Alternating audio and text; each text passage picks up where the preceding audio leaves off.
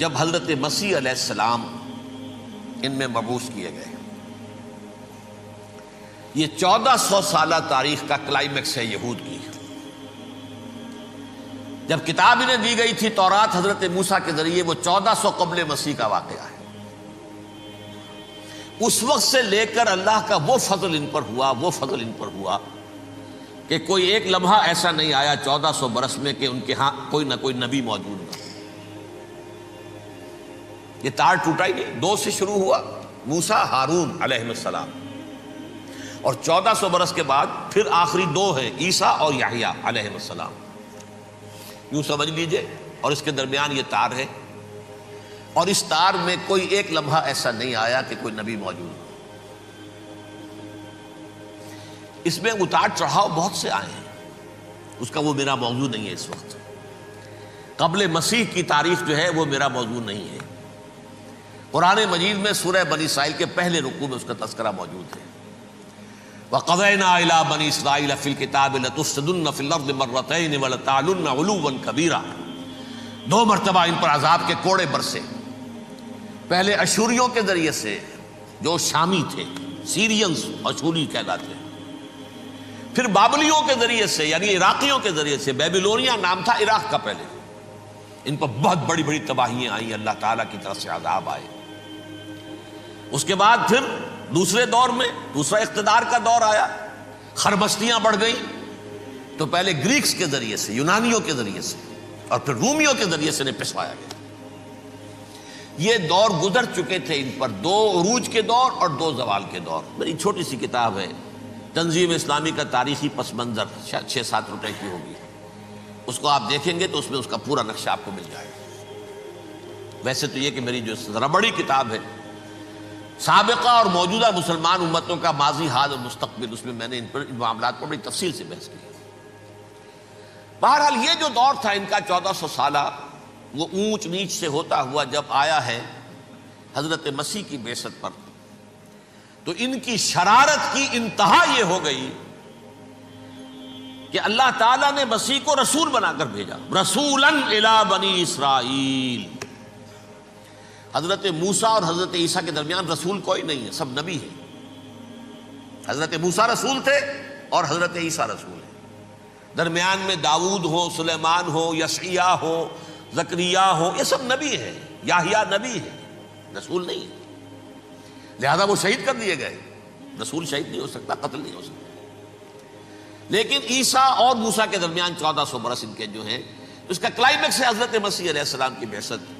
اور حضرت مسیح علیہ السلام کو جسے اللہ نے اپنی روح قرار دیا، روح منہ، کلمتہ القاہا الی مریم، اللہ کا کلمہ. عظیم ترین معجزات. انہوں نے کیا کہا؟ یہ ولد الزنا ہے، حرام زادہ ہے، معاذ اللہ، نقل کفر نہ باشد. یہ جادوگر ہے، یہ مرتد ہے، یہ واجب القتل ہے. اصل حکومت اس وقت رومیوں کی تھی حکومت، لیکن انہوں نے انہیں آٹونومی دے رکھی تھی، اپنے مذہبی معاملات تم خود طے کر سکتے ہو. تو قائفاس جو اس وقت کا ان کا ہیڈ ربائی تھا سب سے بڑا، اس کی عدالت نے فیصلہ کیا مسیح کو سولی چڑھا دیا جائے. پائلیٹس پونٹس، اس کے پاس ان کی یادداشت پہنچ گئی، یہ ہمارا مجرم ہے مذہبی، یہ مرتد ہے، یہ کافر ہے، یہ جادوگر ہے، یہ واجب القتل ہے، اسے قتل کرو، سولی چڑھا دو.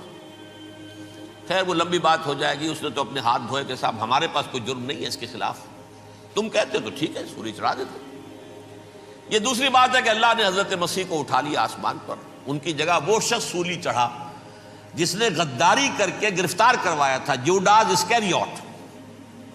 اس کی شکل اللہ نے بدل دی حضرت مسیح کی سی، اور حضرت مسیح کو فرشتے اٹھا کے اوپر لے گئے، وہ زندہ آسمان پر اٹھا لیے گئے. اور یہ ساری تفاصیل نہ قرآن میں ہے نہ حدیث میں ہے، یہ انجیل میں ہے. لیکن انجیل کون سی؟ برنباس کی انجیل، gospel of the Lord according to Saint Barnabas. یہ حواریین مسیح میں سے تھے، لیکن عیسائی ان کو تسلیم نہیں کرتے، ان کی بائبل کو صحیح نہیں مانتے، کینونیکل نہیں مانتے. 100 انجیلیں تھیں، 104 تھیں، جن میں سے 4 چنی ہیں انہوں نے. یہ بتی اور جان اور مرکس مارکس، یہ ہے تو یہ 4 انجیلیں ہیں، انہوں نے تسلیم کی ہے کہ یہ کینونیکلز ہیں، یہ تو ہیں حقیقی، باقی جو ہیں 100 اس کو وہ تسلیم نہیں کرتے۔ ان میں سے ایک ہے یہ برنباس، اس میں یہ تفصیل ہے کہ اللہ تعالیٰ نے اس شخص کی، جیوڈاس کی، یہودا جیوڈاس اس کو انگریزی میں کہتے ہیں، اس کی شکل بدل دی حضرت مسیح کی سی، وہ گرفتار ہوا، وہ سولی چڑھا، وہ غدار تھا، غداری کی سزا اسے ملنی تھی، وہ مل گئی۔ حضرت مسیح کو فرشتے 4 اٹھ رہے ہیں، جس کوٹھڑی میں حضرت مسیح مقیم تھے، ایک باغ کے اندر روپوش تھے، اس کی چھت پھٹی ہے، 4 فرشتے آئے ہیں، حضرت مسیح کو اٹھا کر لے گئے ہیں، چھت برابر ہو گئی ہے، اس کے بعد وہ شخص پکڑا گیا۔ بہرحال حضرت مسیح کو اللہ نے اٹھا لیا آسمان۔ لیکن وہ دن ہے کہ اس قوم کو اب مغضوب علیہم قرار دے دیا گیا۔ نوٹ کر لیجئے، اصل میں تو ہونا یہ چاہیے تھا کہ رسول کی جان کے در پہ جب کوئی امت ہو جاتی تھی تو اللہ کا قاعدہ یہ تھا کہ اس امت کو نسیہ منسیہ کر دیا جائے۔ حضرت نوح کی قوم کو ختم کیا یا نہیں؟ حضرت ہود کی نگاہوں کے سامنے قوم عاد برباد کی گئی یا نہیں؟ حضرت صالح کی نگاہوں کے سامنے قوم سمود برباد ہوئی؟ یہ اللہ کا قاعدہ رہا۔ سدوم اور عمورہ کی بستیاں حضرت لوط علیہ السلام جہاں بھیجے گئے، مدین کا علاقہ جہاں حضرت شعیب بھیجے گئے، اہل فرعون جن کی طرف موسیٰ کو بھیجا گیا، سب ہلاک کر دیے گئے۔ کیونکہ رسولوں کے بارے میں اللہ کا نبیوں کے بارے میں یہ بات نہیں ہے۔ نبی آیا، اس نے دعوت دی، جس نے مان لیا اچھا کیا، اپنے لیے اچھا کیا، نہیں مانا اس کی اپنی جو ہے عاقبت برباد ہو گئی۔ دنیا میں کوئی فیصلہ اس کا نہیں ہوتا، لیکن رسولوں کا معاملہ یہ ہوتا ہے کہ دنیا میں وہ اللہ کی عدالت بن کر آتے ہیں، مانو گے تو بچو گے، نہیں مانو گے ہلاک ہو جاؤ۔ تو اس اعتبار سے وہ مستحق تو ہو چکے تھے اس کے کہ انہیں ہلاک کر دیا جائے۔ اب اللہ کی کوئی خصوصی مشیت ہے، اس میں کیا حکمت ہے، وہ ہے ایک حکمت، میں بعد میں اگر وقت ہوا تو بتاؤں گا۔ فیصلہ یہ کیا اللہ نے کہ حضرت مسیح کو تو اٹھا لیا زندہ، اور ان کی رسی ابھی مزید دراز کر دی کہ ان کو ابھی مہلت دے دی کہ تمہیں آخری استیصال، جس کو عذاب اکبر کہتا ہے قرآن، سورہ سجدہ جو حضور ہر جمعے کی پہلی رکعت میں فجر میں پڑھتے تھے، وَلَنُذِيقَنَّهُم مِّنَ الْعَذَابِ الْأَدْنَىٰ دُونَ الْعَذَابِ الْأَكْبَرِ لَعَلَّهُمْ يَرْجِعُونَ۔ چھوٹے چھوٹے عذاب اور ایک بڑا عذاب، جبکہ قوم بالکل برباد، نسیم منسیہ، کأن لم یغنوا فیہا، ایسے ہو جائیں جیسے کوئی تھے ہی نہیں آبادیاں، لا یرا الا مساکنہم، اب ان کے مسکن نظر آتے ہیں، مکین نظر نہیں آتے۔ یہ عذاب اکبر جو ہے وہ ان پر نہیں آیا، حالانکہ وہ مستحق ہو گئے تھے اسی وقت۔ اس کو یوں سمجھیے کہ کسی شخص کو پھانسی کا حکم تو ہو جائے، ایگزیکیوشن نہیں ہوتا ہے، کئی سال گزر جاتے ہیں پڑے ہوئے، اور معاملات جو ہیں وہ چلتے رہتے ہیں۔ یہ معاملہ ہوا اس کے ساتھ، ورنہ یہ مستحق ہو چکے تھے آخری بربادی تباہی کے، عذاب استیصال، جڑ سے کاٹ دینے والا عذاب، وہ آ سکتا تھا ان پر اسی وقت، لیکن اللہ نے ان کی مہلت دراز کی ہے۔ لیکن اس کے بعد اللہ نے ان کو ایک اور موقع دیا۔ 600 برس بعد حضرت مسیح کے محمد الرسول اللہ صلی اللہ علیہ وسلم کی بعثت ہوئی، اور یہ میں سمجھتا ہوں کہ اس قوم پر اللہ کا اتنا بڑا فضل تھا، اتنا بڑا فضل تھا، اتنا بڑا فضل تھا۔ اب پھر ایک موقع دیا، عسیٰ ربکم ان یرحمکم وان عدتم عدنا، دیکھو اب بھی تمہیں ہم ایک موقع دے رہے ہیں، تمہارا رب تمہارے اوپر اب بھی فضل کرنے کو تیار ہے، رحم فرمانے کو تیار ہے۔ ان ھذا القرآن یہدی للتی ہی اقوم، اس قرآن کے سائے میں آ جاؤ، یہ شاہدرا ہے ہدایت میں آنے کا، اس میں داخل ہو جاؤ، محمد کی تصدیق کرو صلی اللہ علیہ وسلم، دامن محمدی میں آ جاؤ، اب بھی ہم تمہارے گناہ بخش دیں۔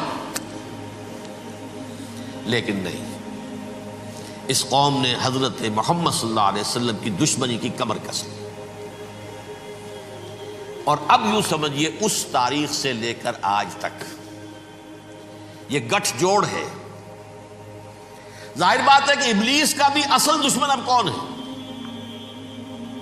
یا ہدف کون ہے، ٹارگٹ کون ہے؟ جنہوں نے محمد کو نہیں مانا صلی اللہ، وہ تو ہے ہی جہنمی، ان پر کوئی اور محنت کرنے کی ضرورت کیا ہے؟ سمجھ گئے میری بات؟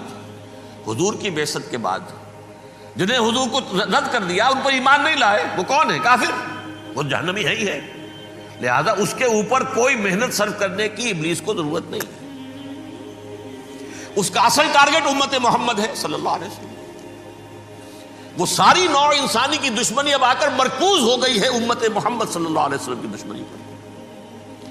اور اسی طرح یہود کا معاملہ، اگرچہ ویسے پوری نوع انسانی کے دشمن ہیں، انہیں حیوان سمجھتے ہیں، ان کی جان مال اپنے لیے مباح سمجھتے ہیں، جس طرح چاہیں لوٹے کھسوٹے کھائیں پیے انہیں، لیکن اب ان کی بھی دشمنی کا سب سے بڑا مرکز امت محمد۔ کیوں؟